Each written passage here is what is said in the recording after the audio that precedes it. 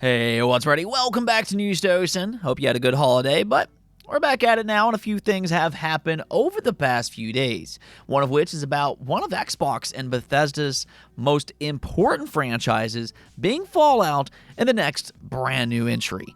I mean, really, when you think about every franchise that Microsoft now owns, which is a lot, I'd actually rank Fallout near the very top, especially considering how mainstream it's gone this past year. You know, the Lara Croft syndrome, if you will. So I'm going to give you the latest on that today, and then also an update for the Metroid series and why it will absolutely be better going forward. First, though, I do want to thank my supporters on Patreon and on YouTube memberships. Thank you just so much for what you do, and you will receive this video through early access.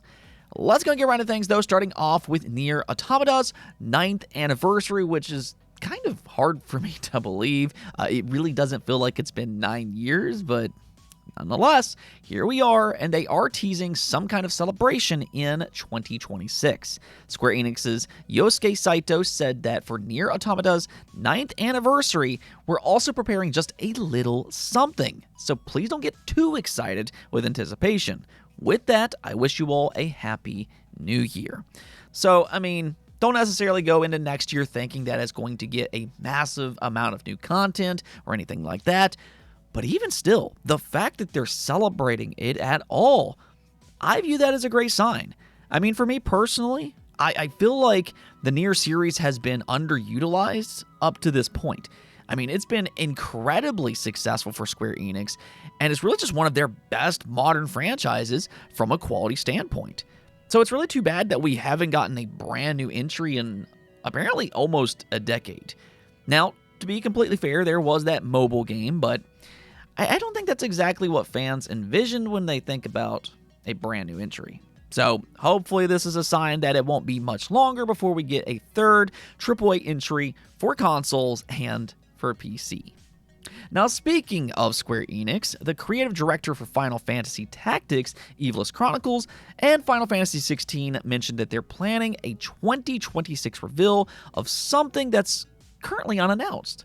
And if you look at his pedigree, I mean, he has a strong resume to say the least. I mean, even beyond Final Fantasy Tactics and 16, he's also worked on Final Fantasy 14, 12, and even Vagrant Story, which that's where I think things start to become very interesting. Because I'm not necessarily expecting an announcement for a big AAA game next year. I mean, 17 is probably still years away, but because he already remastered Final Fantasy Tactics, an old game that he worked on, I mean, that almost makes me wonder if possibly Vagrant Story will get the same treatment. And, I mean, if it does, I think that would be pretty massive. To this day, it's viewed as one of the best and really most underrated JRPGs of all time, and it's still a very, very unique experience. There's really nothing else that plays quite like it, and another thing is that it's always been praised for its storytelling, and that was really one of the best additions to the new Tactics remaster. The addition of voice acting really elevated its already well-told story to a whole new level, and I would love to see Vagrant Story get a similar treatment. So I think this could possibly be a sneaky, exciting announcement to maybe keep an eye on for next year. I mean, there's no guarantee that it'll be a Vagrant Story remaster, but even if not, maybe possibly a new Final Fantasy Tactics game? I don't know. Maybe I'm just overhyping this, but let me dream. Now, there's a very bizarre story that kind of came out of left field. You know how Xbox typically has their end-of-year review where they show gamers various different stats and how much they basically played on their platform for that given year? I mean, that's a pretty cool thing for fans, but apparently they're not going to do that in 2025, and the reason is a little bit unexpected. So this comes from Windows Central, where they said that next year will kick off a confluence of major anniversaries, not just for Xbox, but some of its subsidiary properties too. Xbox is having its 25th anniversary alongside Halo itself. Blizzard is also having its 35th anniversary, and Bethesda is having its 40th anniversary too. As such, a lot of the marketing budget that would have typically been allocated to something like an Xbox Wrapped is being poured into efforts to celebrate these major milestones for Xbox, its brands, and some of its games. And okay, you can certainly spin this into a positive. I mean, if anything, it sounds like 2026 will truly be a massive year for the Xbox brand and all of their different publishers. I actually truly do believe that it will end up being their biggest year ever in terms of software. But at the same time, you wouldn't necessarily expect that to cannibalize something like Xbox Wrapped. I mean, it's not really a huge issue or anything like that. I don't think there's a reason to necessarily be outraged, but at the same time, it stands out because it kind of points to Xbox's budgeting constraints. I mean, I can't imagine Xbox Wrapped is too expensive to do. So, I don't know. It just makes it look like they are operating on a tight capacity. But either which way, instead of looking backwards with Xbox Wrapped, seems like their bigger focus seems to be to look onward with that incoming Xbox Developer Direct that will air next month. All right, now speaking of Xbox, and in this case actually Bethesda, we need to talk about what I view as one of their most important franchises right now, being Fallout. I mean, this is a series that has become more mainstream than ever before because of the Amazon series. Its popularity really exploded last year, and that's only continued with the new season. I mean, if you look on Rotten Tomatoes, it has a 95% overall score, which once again pits it as one of, if not the absolute best game adaptation ever made. And even right now, you can see the impact that the show has had on its games. If you look on Steam, Fallout 4 right now is among the best sellers.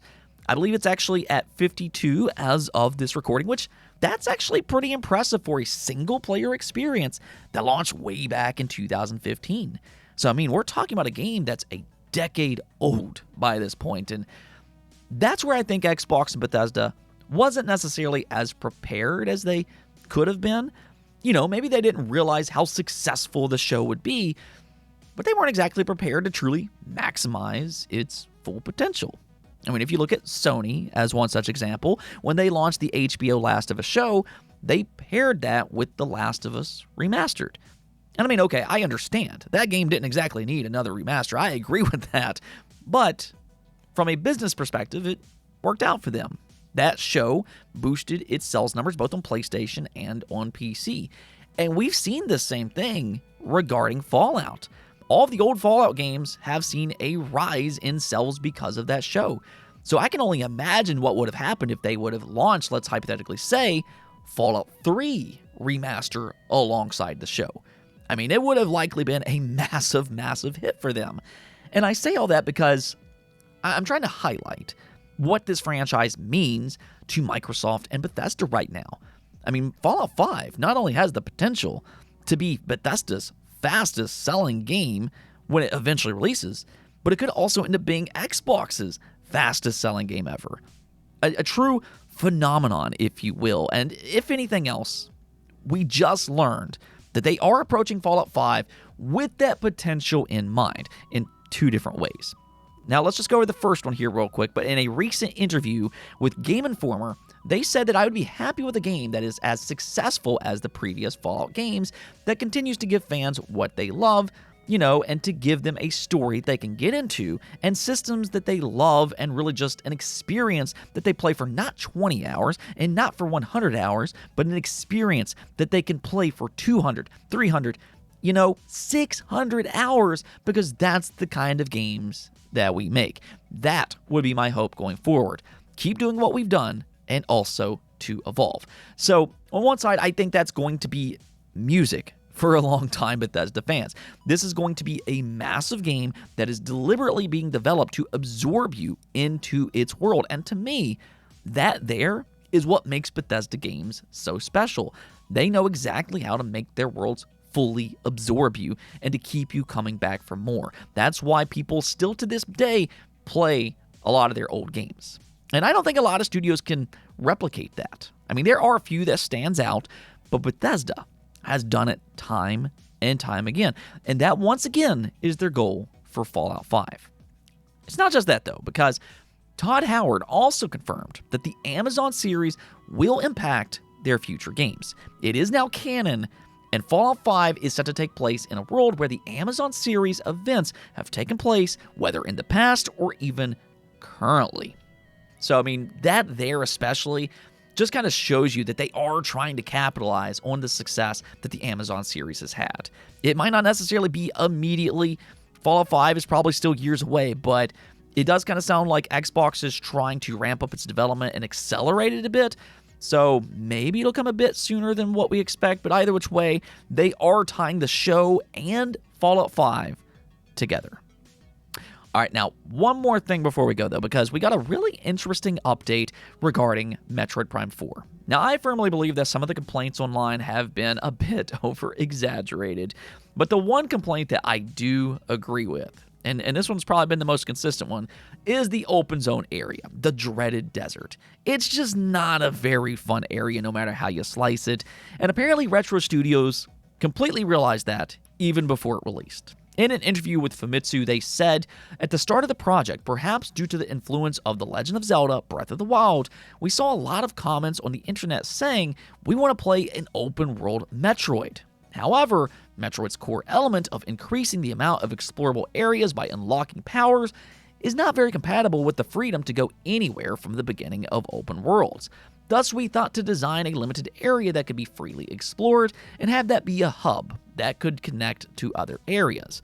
Then we thought that if one could move around on a bike in a satisfying way in that area, it could be a segment that mitigates the tension from exploration and paces the whole game. In the end, the game took much longer than expected to finish, and we realized that players' impressions towards open-world games had changed. That being said, development had already been reset once before when we started again from scratch with Retro Studios. So backtracking development again was out of the question, and we resolved to move forward with our original vision.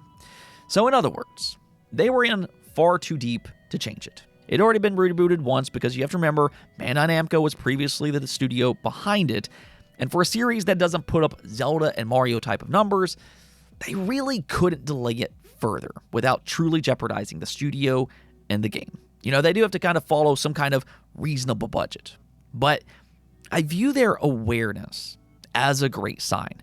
I mean, it kind of sounds like they would like another crack at Metroid Prime 4, and if they do get that chance, then with them knowing this, I think they can deliver on experience that fans truly want. Because even Metroid Prime 4, it's got some really high highs. I mean, the lows, yes, can be low, but the skeleton is definitely there, and I think they deserve another shot with them being the main developer from the very beginning. Not a rebooted project, but to start it from the very beginning. Plus, this time, I mean, they're going to have more feedback to lean back on. They know a little bit more about, the open world games are not the be-all, end-all. I've been saying that for years, but whatever. What I'm trying to say, though, is that it'll be their game from the start, rather than it being a rebooted project. And I think they do have the ability to make a truly exceptional, modern Metroid Prime experience. Let me know what you think, though. Do you agree with me, or do you disagree? Anyways, though, that's going to be it for this episode. But until next time, make sure to subscribe, ring that bell, and peace out.